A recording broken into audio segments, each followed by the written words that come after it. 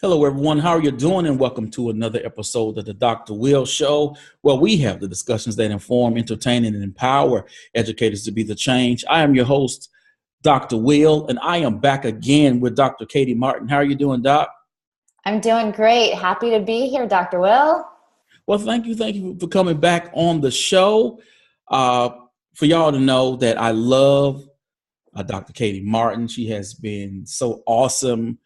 Her writing is thought provoking. It pushes me to think, and I don't know how she writes with such frequency because I couldn't do it.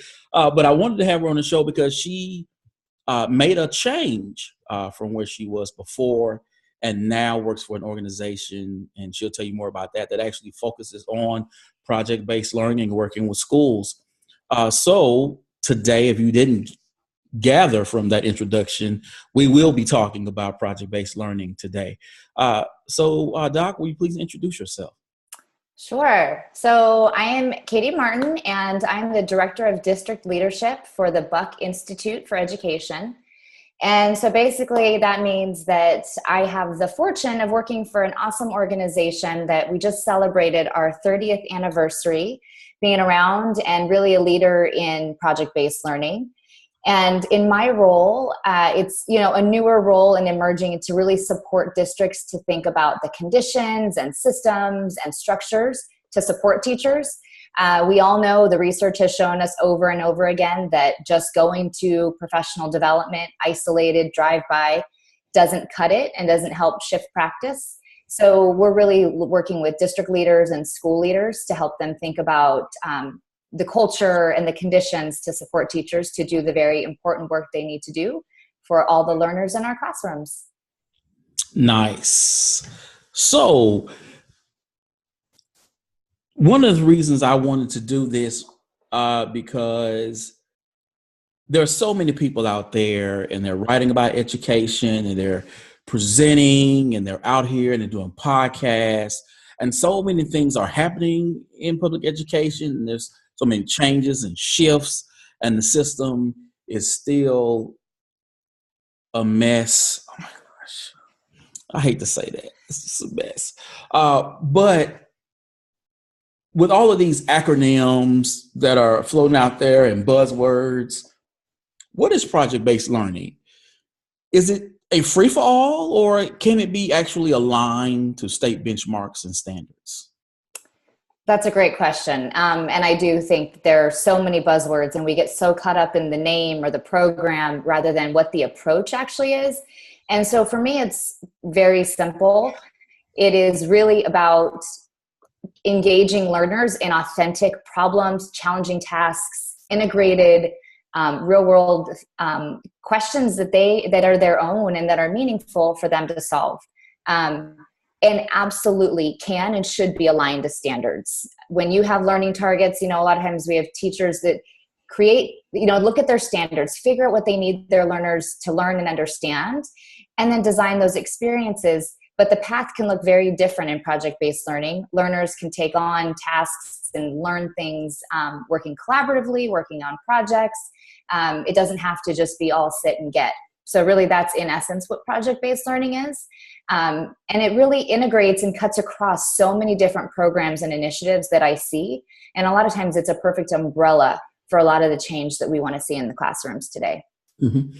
And, today I was with the kindergarten team and at a school, and I was doing a Nearpod training. And as I was kind of getting into my spiel, she's like, "Oh, well, we have iReady, and we have this, and we have that, and we have this." And I said, "Oh, yeah, okay." I mean, I know that you have a lot of things on your plate, and I'm not here to give you more, but I wanted to show you how you could use Nearpod to actually know whether students actually get it. And not where you ask your kids, raise your hand if everyone get it. And the kids are like, "Oh, we got it." And you move on, and then you give a test and you go, "Oh, no, you didn't get it." And I say all that to ask, why project-based learning? And what are some of the pitfalls are teachers experiencing when trying to implement it? There's a lot, just like any new thing. I mean, it's not even that it's new, but anytime a new practice is introduced, there's challenges. But, you mentioned the tools, and I think there's lots of great tools out there. No matter what, if we focus on a project or we focus on a tool and not what we want people to learn, I think that is the number one pitfall. So like, here's a new project I want to try, or here's a Nearpod, whatever those are, we can get caught up in doing more things, and we're not really sure and clear about those end goals and what we want for learners. So first and foremost, that's for me, be really clear what we want people to learn, what we want kids to know and do. And even beyond that, what kind of learners we want to create and develop. And then we should backwards map from that in our classrooms. So once you get into project-based learning and teachers are designing, I think another just kind of concrete pitfall is teachers are trying to do too much for students. Designing these projects and so many scaffolds, so many things that they're trying to set up for learners instead of allowing them to do some of that learning and take on some of that productive struggle, for lack of a better word. But on the other end of the spectrum, you said, is it just a free-for-all? There's also people who say, well, it's supposed to be about voice and choice. So teachers just let kids do whatever they want and don't feel like they can intervene. And I think that the best teachers and the best designers of these experiences really learn alongside students. They know when to jump in and teach. It's still about doing mini lessons, and sometimes it's direct instruction. Sometimes you have to lead from the side. Sometimes you have to pull small groups and really provide the feedback, but it's really understanding who the learners are and getting them to that end goal. And so since you just mentioned the scaffolding, let me throw this out there to you. When a teacher is designing a project-based learning unit, and they know from looking at whatever data, whether it's NWEA or some standards mastery diagnostic students have taken, and they're seeing that there's a wide range in RIT scores and Lexile levels of students, how do then they begin to plan those units? Because, I mean, you're going to need the scaffold at some point because they need to understand what they're reading and what they're doing. Mm-hmm. So how do they do that without, for lack of a better phrase, them doing too much? Sure. I mean, that's the greatest question. Really, there's no one right answer because it depends who's in the classroom. But I will say that sometimes, I look at my own children and think, we can say, you're this level and you can only read this book. Well, that doesn't allow them choice. They might not be interested in that. So when I was working with a group of educators recently, they were actually going through a project themselves. And they said, the project itself is the best differentiator. We could all figure out where our strengths were. We could support each other. So instead of the teacher figuring out what the perfect level for each of the 30 students in the classroom might be, you can present the problem and allow learners to enter at different points. And then you can come alongside and figure out where they need support. But, that's still a lot of work for the teacher. You have to allow people to access information on their own. That's why the technology is really important, because people can find resources that meet their needs. You can allow kids to work with partners, but really, and you do have to know where your learners are. I'm not going to say that. And you have to look at the evidence and you have to look at information. But I think we too often assume where kids are and put them in categories without allowing them to go further than we think they can. Mm-hmm.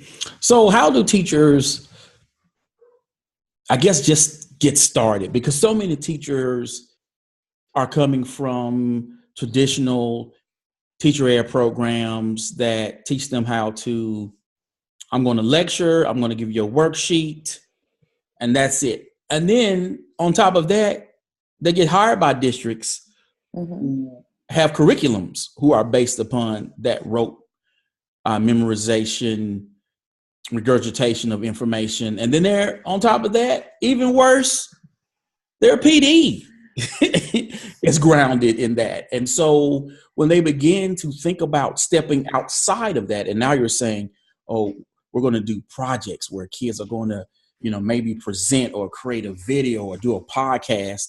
Where do they start with that? It's a great question. A lot of times, even when teachers want to do projects, they think they have to be perfect. So I think the first thing is starting with giving yourself a little space to make some mistakes and to try some things out. And then once you kind of embrace that, ask kids what they're interested in. I think first and foremost, look at the kids in your classroom, figure out what drives them, what problems they want to solve. They have the best ideas and really can help us think differently about how we structure learning experiences. Once you have that, you mentioned some great ideas. Presenting. Find a way to have a public audience. Find a way for kids to share what they're learning beyond the classroom walls. It could be a podcast. It could be inviting parents in. It could be, I used to take my 7th graders to the elementary school across the way. Finding a public audience really gives a relevance and meaning to the work.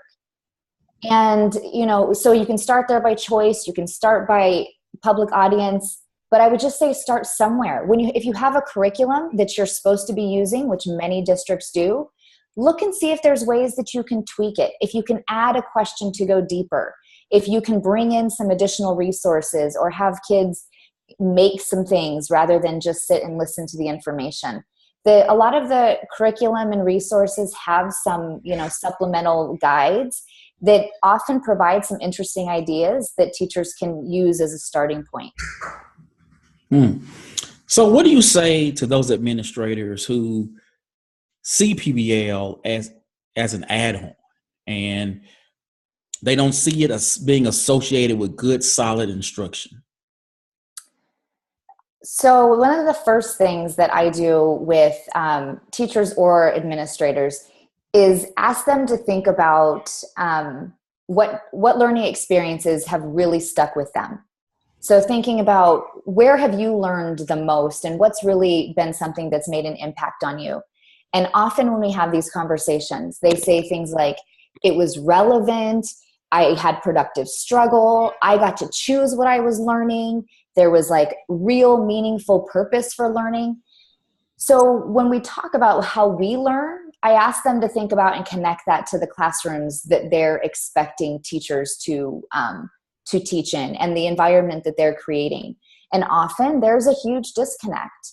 So I think there's a place to start as you start with the person and really help them understand what authentic, meaningful learning can feel like and why it's important. The other entry point is really looking at the world that we all live in as it's changing and evolving, what we want kids to know and do. And I think, and I hope it's changed over time. So thinking about those two things, what we want kids to know and do and how we learn in powerful ways, when you look at those two together, project-based learning absolutely makes sense. It's authentic, it's relevant, it's project-based, it's allowing kids to do things and create and make meaning rather than just sit and regurgitate information. So understanding that is a very different, that's one piece, but then trying to figure out how to make it happen is a next step for sure. But I think that we have to look beyond it as a new program that we're just doing in addition to everything else and really start taking some things away and looking at what type of learning we want to see across the classrooms altogether. And that helps people start to think about how they integrate. I mean, AVID and the new curriculum and all these things I keep hearing teachers are like, we have to do all these things. But when you look at the core of all of the programs that are happening in schools, they really align so well to project-based learning. And they all fit together if we integrate it. Mm-hmm. So I want to throw this out there to you, because there will be teachers who will say, I want to do this. I hear what you're saying, Katie. I want to go there. But one, I have a pacing guide that I have to follow.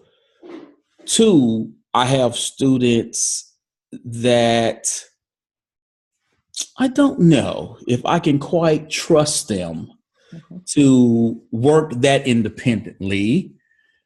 Three, they are concerned about test scores. So let's be real, because this is no secret. The school system, public education, particularly when you look at Title I schools, this thing isn't run on student learning. I don't care what anyone says. This thing is about test scores and funding. So what do you say to those teachers to get them to rethink their thinking and, quite honestly, not be afraid to take the leap? So, I mean, I think you're absolutely right. It's hard. There are some things the pacing guides, the test scores, those are realities that teachers, exist in every day. To say ignore it is not fair to them, and it's not fair to anybody else. So I think what I have found most successful is jumping in with teachers and helping them design, helping them figure out a first step, getting peers to work together to support each other, I think is really important. But in terms of like helping them see beyond the pacing guide, I think it goes back to what I was just saying about the leaders. Really, what is it what type of learning matters? And I think when we go back to that and we think about why teachers got into teaching, none of them got into teaching because they couldn't wait to, move through the pacing guide and be the first one to get to the test at the end of the week. But we've conditioned ourselves to think that that's what success is. So I love having conversations and really trying to get back to why we're teaching, what the focus is, and then really looking at what is it that you want kids to know and do? What does the pacing guide say? Is there a better way to do it? I've asked so many teachers, do you know a better way? And they're like, yeah, I have so many ideas. I could do this and this and this. I said, well, what's keeping you from doing it? Well, my peers, or I'm afraid, or they might not think it's okay. So I think the first thing is voicing those concerns and talking to people, because principals will tell me, well, my teachers won't make those changes. Then I go tell the teacher, and the teacher says, my principal won't let me do it. So I think we're stuck in the assumptions, and they say this is what parents want me to do, but the parents are saying, no, I want my kids to learn in authentic ways. So we're not talking to each other. We're talking about what we think and what we think others expect. So voicing those concerns, really figuring out what we want for kids is really important. And then trusting your intuition. You got to trust yourself. You also said teachers aren't trusting kids that they can, they can do it on their own. And I've had a few, blog posts that you've pushed back on about trusting kids.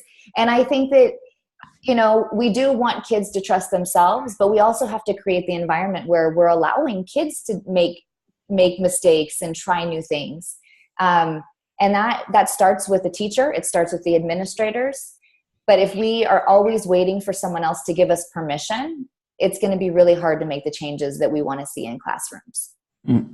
So since this is a show about going digital and how going digital actually transforms education, how can technology enhance project-based learning? I don't see how you can separate the two. Our world is, the way we work and live is so centered around technology and the resources we have.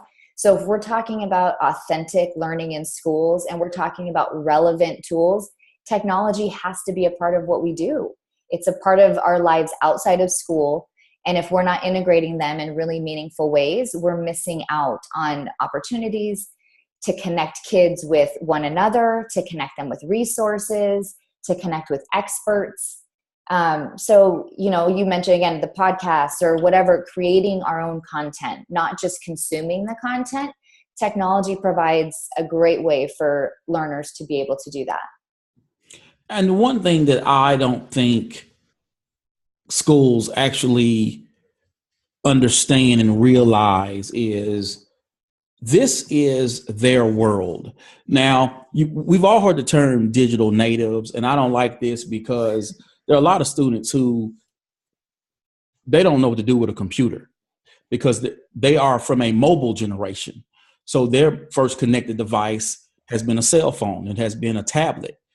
So they are very in tune into mobile learning and using that to access information and people.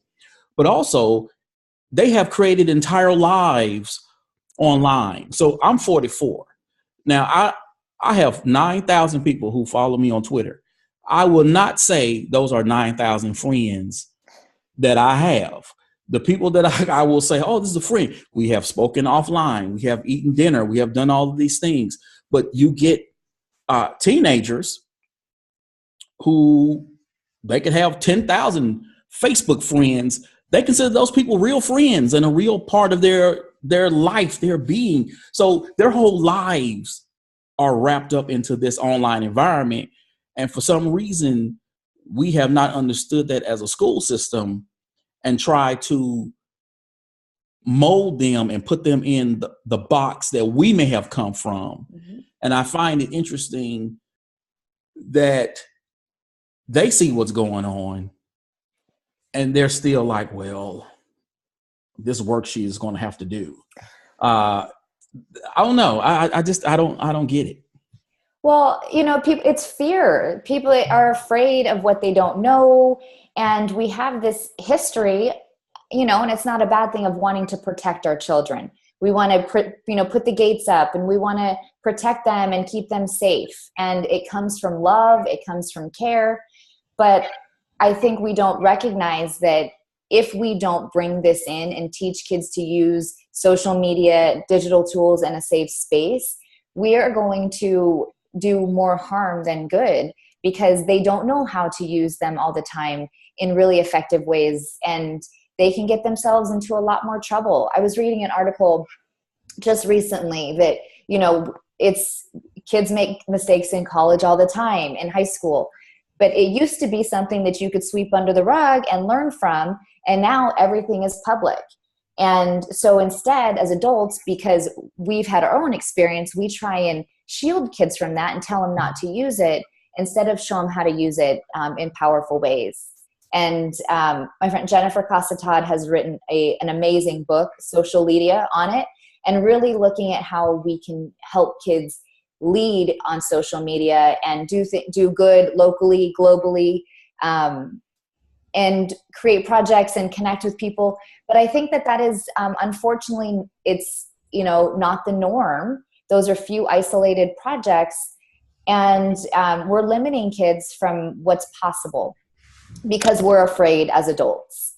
And hopefully we can continue to change that. We have to keep our kids safe because it's not going away. Awesome. So now I want to throw this out there to you. And I know I mentioned this earlier before we started recording. Pernille, but I call her P Dizzle. Okay. She wrote this blog post, sort of pushing back on innovation, and she tweeted it out because a lot of things, when people talk about innovation, it has a lot to do with technology and student ownership and those things. When, as Pernille spoke about, look, I'm doing this thing innovative in my own way by teaching my students, by connecting with my students, by encouraging them and lighting a fire under them.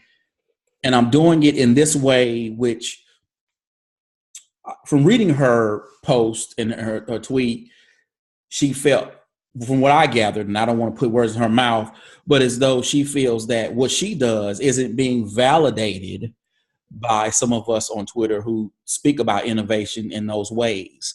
So after you read that blog post, what were your thoughts? I loved it. I mean, I love Pernille's work. And as a former 7th grade English teacher, I just am so inspired by what she's doing with her kids. And I thought she hit the nail on the head, really talking about, and what I would say is she is super innovative, and the things that she's doing in her class are the best kind of innovation. She's looking at her learners, she's looking at what her students need, and in real time, she's making decisions. You asked what should teachers do? It's really figuring out what your kids need, and that's how you create those experiences. That's how you move kids forward step by step. I forget exactly what it was, but she was talking about finding the right book for a kid, helping them. And that is at the core of what we want to do. That to me is the heart of education, is those kids in their classroom, making sure they're valued, making sure they're seen, making sure that they know that there's a place for them in this world. So for all of us not in the classroom, and I thought about this a lot, it can't be, you need to do this, you need to do that. It has to be, how can we support teachers? I think there's a role for coaches, there's administrators, there's a need for people outside the classroom. But if you're just piling on more stuff for teachers and telling them what they're doing right or wrong, rather than going alongside and coaching and supporting and helping to make their jobs easier, because it is a tough job, we need to really look at our role and look at our impact. Because at the end of the day, I feel like we should all be looking towards the classroom and making sure that we are doing good, and our work is in service of meeting the needs of the teachers in the classroom so they can do what's right for kids. Shout out to Pernille. That's right. She is coming up on the podcast soon. Awesome. To talk about her book, Passionate Readers. So if you haven't picked it up, go ahead and pick that out. And be on the lookout for something wonderful from Dr. Katie Martin as well. Hopefully you'll come back and talk about it. I will. Awesome. So before we go, how can teachers and schools partner with BIE, and where can schools find the resources they need to begin the process of actually implementing project-based learning in their schools? Good question. So BIE's website, biepbl.org, is a great place to start for resources. We have gold standard project-based learning, the design elements and teaching practices to really help focus on what it could and should look like in classrooms from our perspective. And there's some examples and rubrics to help get you started. But in terms of partnerships, there's a few different ways. You can still do the Project-Based Learning 101, which is just to get started and spend some time with colleagues designing projects, having someone who can walk you through that, because it takes time. And, to really align the standards and get to our meaningful student outcomes, we have to design in a way for that. And so that's what the Project-Based Learning 101 does. And then the work that I'm doing with district leadership, it's just a matter of the district leadership deciding that that's the partnership that they want to have, and that's what they want to see in schools. And we have an amazing team that is partnering with about 20 districts around the country right now. So we're looking for other districts who are willing to make the changes in their schools and in their district, and who want to partner in the work. Excellent. Thank you again for being a guest on the show. It's always awesome to have you on. Always a pleasure. Love getting to talk to you and chat about what's latest and greatest. Excellent. So people, you know how I do. This is going up on SoundCloud and iTunes. The video cast will be going up on YouTube, and then we'll have a blog post and share that out across different social channels. And you're going to hear this first on the announcement. This podcast will be released tonight, but starting next week, a new podcast will be released every Wednesday at 6 a.m. in the morning. So hopefully you'll check it out while you're working out or something, or you got that commute to work, and you'll learn with us. So as always, people, invest in you, EDU, peace.